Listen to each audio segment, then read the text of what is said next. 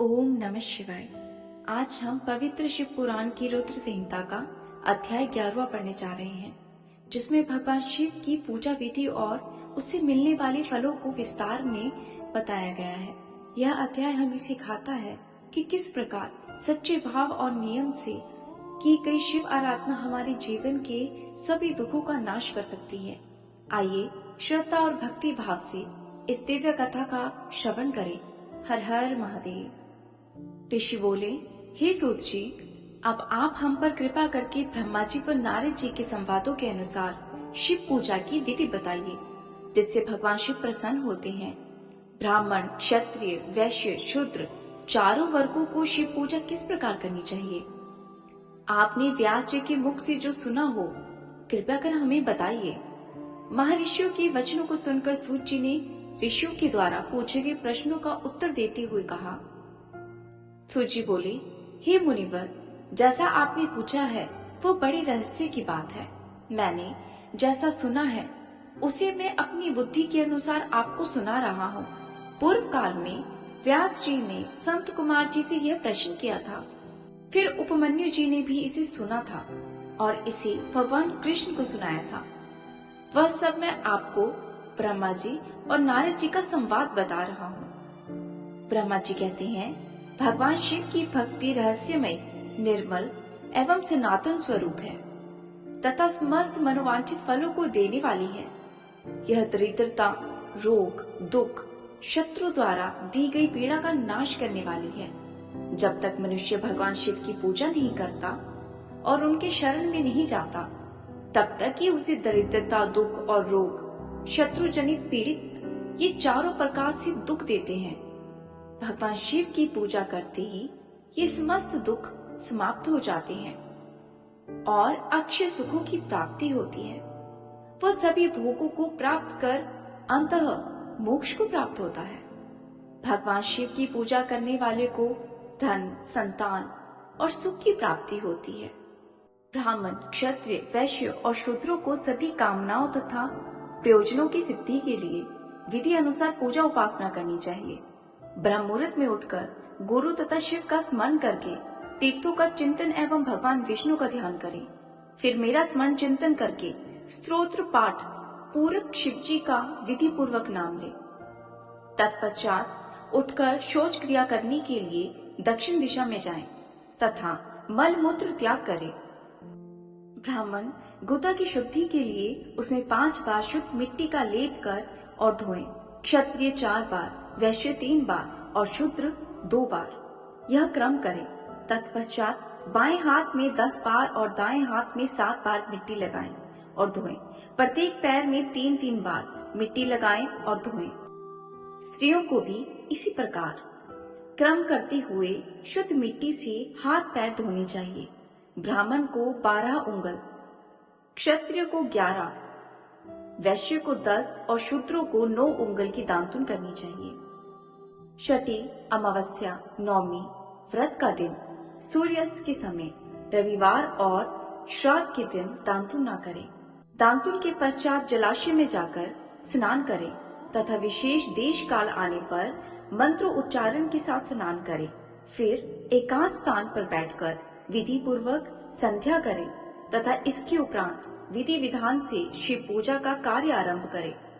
तदुपरांत मन को सुथिर करके पूजा गृह में प्रवेश करें तथा आसन पर बैठें। सर्वप्रथम गणेश जी का पूजन करें। उसके उपरांत शिव जी की स्थापना करें। 3 बार आचमन कर 3 बार प्राणायाम करते समय त्रिनेत्रधारी भगवान शिव का ध्यान करें। महादेव जी के 5 मुख, 10 भुजाएं, जिनकी स्फटिक के समान उज्जवल क्रांति है। सब प्रकार के आभूषण उनके श्री अंगों को विभूषित करते हैं तथा वे बागंबर बांधे हुए हैं। फिर प्रणव मंत्र अर्थात ओकार से शिव जी का पूजन आरंभ करें। बाग, अर्ध और आचमन के लिए पात्रों को तैयार करें। 9 कलश स्थापित करें तथा उन्हें कुशाओं से ढककर रखें। कुओं से जल लेकर ही सबका प्राक्षलन करें। तत्पश्चात सभी कलशों में शीतल जल डालें। खस और चंदन को पाक पात्र में रखें। चमेली के फूल, शीतल चीनी, कपूर, बड़ की जड़ तथा तमाल का चूर्ण बना लें। और आचमनीय के पात्र में डालें। इलायची और चंदन को सभी पात्रों में डालें। देवादिदेव महादेव जी के सामने नंदिकेश्वर की पूजा करें। गंध, धूप तथा दीपों द्वारा भगवान शिव की आराधना आरंभ करें। मंत्र द्वारा भगवान शिव का आवाहन करें। ओम वामदेवाय नमः मंत्र द्वारा भगवान महेश्वर को आसन पर स्थापित करें। फिर ईशानम सर्व विद्यमानम मंत्र से आराध्य देव का पूजन करें। पाक और आचमनीय अर्पित कर अर्घ दे। तत्पश्चात गंध और चंदन मिले हुए जल से भगवान शिव का विधि पूर्वक स्नान कराएं। तत्पश्चात पंचामृत से भगवान शिव को स्नान करवाएं। पंचामृत के पांचों तत्वों दूध, दही, शहद, गन्ने का रस तथा घी से नहलाकर महादेव जी के प्रणव मंत्र को बोलते हुए उनका अभिषेक करें। जलपात्रों में शुद्ध व शीतल जल लें। सर्वप्रथम महादेव जी के लिंग पर पुष्प, उपमार्ग, कपूर, चमेली, चंपा, गुलाब, सफेद कनेर, बेला, कमल और उपतल पुष्पों द्वारा चंदन को चढ़ाकर पूजा करें। उन पर अनवर्त जल की धारा गिराने की व्यवस्था रखें। जल से भरे पात्रों में महेश्वर को नहलाएं। मंत्रों से भी पूजा करनी चाहिए। ऐसी पूजा समस्त अभिष्ट फलों को देने वाली है। पावमान मंत्र, रुद्र मंत्र, नील रुद्र मंत्र, अथर्व शीर्ष मंत्र, शांति मंत्र, भारुमंडल मंत्र, प्रस्तरमान महामृत्युंजय मंत्र एवं पंचाक्षरी मंत्र से पूजन करें। शिवलिंग पर 1 सहस्त्र या 100 जल धाराएं गिराने की व्यवस्था करें। सफेटिक के सम्मान निर्मल, अविनाशी, सर्वलोकमयी परम देव जो आरंभ और अंत से हीन तथा रोगियों के औषधि के समान है, जिन्हें शिव का नाम से पहचाना जाता है, जो शिवलिंग के रूप में विख्यात है, उन भगवान शिव के मस्तक पर धूप, द्वीप, निवेक और तांबूल आदि मंत्रों द्वारा अर्पित करें। अर्घ देकर भगवान शिव के चरणों में फूल अर्पित करें। फिर महेश्वर को प्रणाम कर आत्मा से भगवान शिव की आराधना करें। प्रार्थना करते समय हाथ में फूल ले लें। भगवान शिव से क्षमा याचना करते हुए कहें, हे कल्याणमय शिव, मैंने अनजाने व अथवा जानबूझकर जो भी जप, तप, पूजा आदि सत्कर्म किए हो, आपकी कृपा से वे सफल हो। हर्षित मन से भगवान शिव को फूल अर्पित करें।